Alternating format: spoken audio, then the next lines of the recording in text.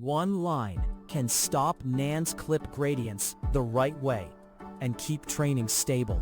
By the end, you will understand when gradient clipping helps and how to apply it so training stops exploding and stays predictable. I'm Professor Pi, teaching AI foundations with simple Python. Gradient clipping is a safety valve for training. Deep models, noisy data, and large learning rates can make gradients spike. When a gradient spike happens, a single parameter update can blow up weights, produce NaN loss, or send training off course. Practitioners reach for clipping when a model is learning but looks unstable, or when you move from a shallow toy to a deeper architecture and want a quick guardrail. Think of gradients as a step vector that tells parameters which way to move. Clipping shortens that step if it gets too long. The intuition is simple. Allow normal steps, but cap runaway moves. That keeps training on a steady path. The downside is obvious. If you clip too aggressively, you slow learning. If you do not clip when needed, training can explode. We will build a short PyTorch-driven demo. First, we take a minimal forward pass to see a loss. Then we measure gradient norms to spot problems. Next, we clip and observe how the norm and parameter updates change. Finally, we try a slightly deeper model to show clipping still prevents blowups. No heavy theory, just clear experiments and what to watch for. Now we'll run a tiny forward pass to ground the loss. This snippet runs a minimal PyTorch forward pass to ground the task with a concrete loss value.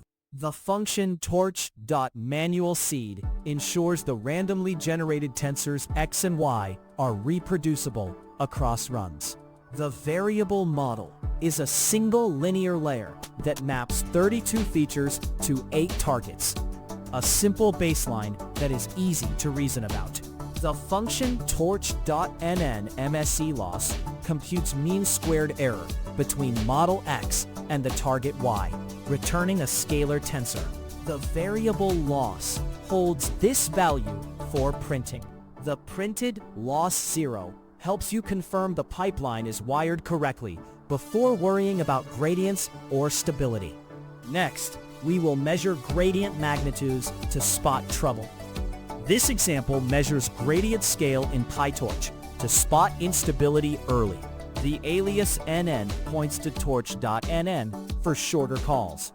And the optimizer opt uses SGD with a high learning rate to reflect risky settings. After zeroing gradients, the function nn.mseLoss computes loss on model x and y, and loss.backward populates parameter.grad tensors. The call nn.utils.clipGradNorm with a huge max norm of 1e9 effectively avoids clipping while returning the total gradient norm as G0. A very large grad norm 0 hints that subsequent steps could explode if left unchecked. Now we clip gradients tightly and observe the effect on the norm. This code stabilizes updates by clipping gradients with PyTorch before stepping. After resetting grads, the function nn.mseLoss produces loss, and loss backward fills each parameter's gradient. The call nn.utils.clipGradNorm rescales all gradients so their global L2 norm does not exceed 1.0, guarding the step size. It returns the original norm in G1, which is printed to show how large the gradients were before clipping. Increasing max norm permits larger updates and potentially faster learning, but risks instability. Decreasing it tightens updates and improves safety at the cost of speed. The printed clipped norm shows the magnitude we just tamed. To see clipping affect actual updates, we tighten the bound and compare parameter movement. This snippet demonstrates how tightening max norm directly reduces parameter movement in PyTorch. The variable w grabs the first parameter, and W0 clones its current value for comparison.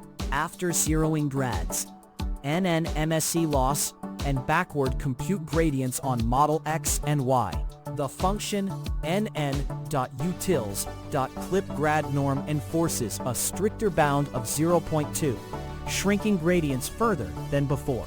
The optimizer step applies the scaled update. Then, opt measures the L2 distance between W and W0 to quantify the actual change. A smaller update small confirms the clip bound throttled the step, trading speed for stability. Finally, we move to a deeper network to show clipping keeps training stable as models grow. This example upgrades to a deeper PyTorch model and performs a stable clipped update.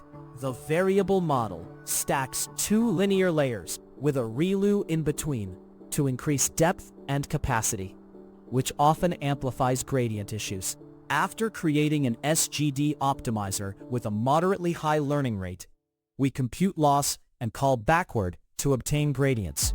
The function nnutils.clipGradNorm_ caps the global norm at 1.0 before opt step applies the update, preventing a blowup. Finally, loss1 recomputes the mean squared error to confirm a finite sensible objective. The printed deep loss shows a stable post-update loss on the deeper network. Quick mapping to a real project. Replace the toy data with your dataset loader. Keep the same clipping calls and monitor gradient norms during early epochs. If you see big peaks, keep clipping enabled until the training settles. Recap: gradient clipping rescales or caps gradients so parameter updates do not explode. Use it when training deep models with noisy gradients or when learning rates are large. One caveat: too small a clip slows learning and may hide an underlying modeling problem.